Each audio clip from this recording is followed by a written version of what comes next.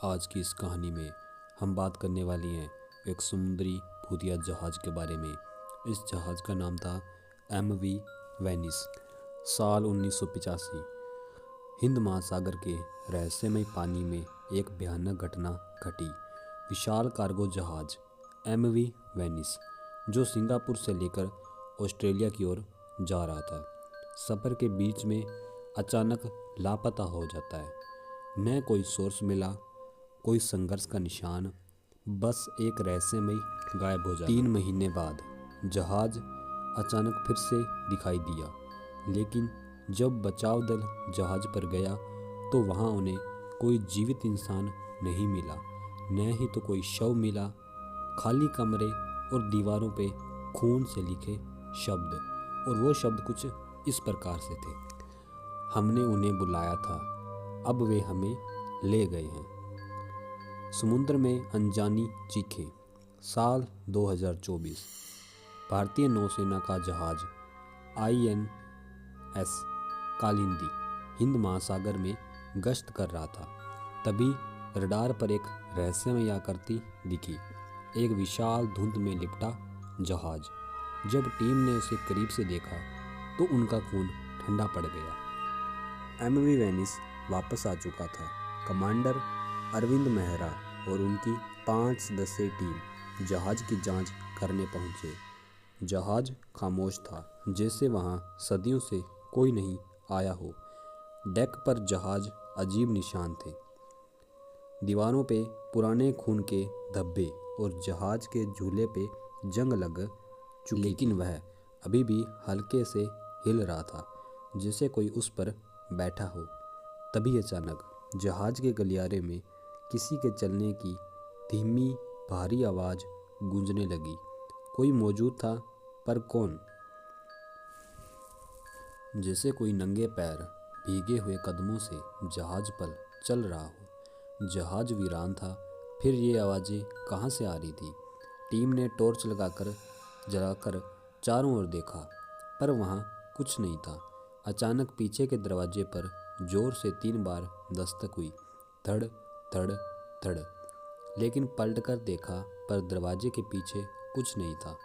Commander Mehra ने एक सैनिक को दरवाज़ा खोलने का आदेश दिया। जैसे ही दरवाज़ा खुला, एक तेज ठंडी हवा का झोंका निकला और उनके कानों में एक धीमी रहस्यमयी फुसफुसाहट गूंज उठी। तुम यहाँ नहीं होने चाहिए, यह हमारा जहाज़ है। सभी के शरीर में सिर से पैर तक सिहरन दौड़ उठी। टीम आगे बढ़ी और जहाज़ के कंट्रोल रूम में पहुंची। वहां चारों तरफ बिखरे हुए कागज और टूटी फूटी कुर्सियां पड़ी थी। टेबल पर एक पुरानी रिकॉर्ड मशीन। कमांडर ने उसे चलाया और जो आवाज़ आई उसने सबका खून जमा दिया।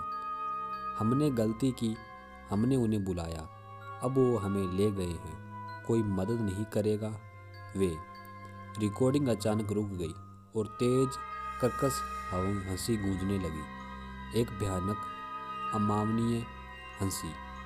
तभी जहाज़ के गलियारे से तेज दौड़ने की आवाज़ आने लगी। कदमों की गूंज हर ओर थी, मानो कि कोई बहुत सारे लोग एक साथ भाग रहे हों। टॉर्च की रोशनी में एक परछाई दिखी, एक ऊंची काली आकृति जिसकी आंखें जल रही थी।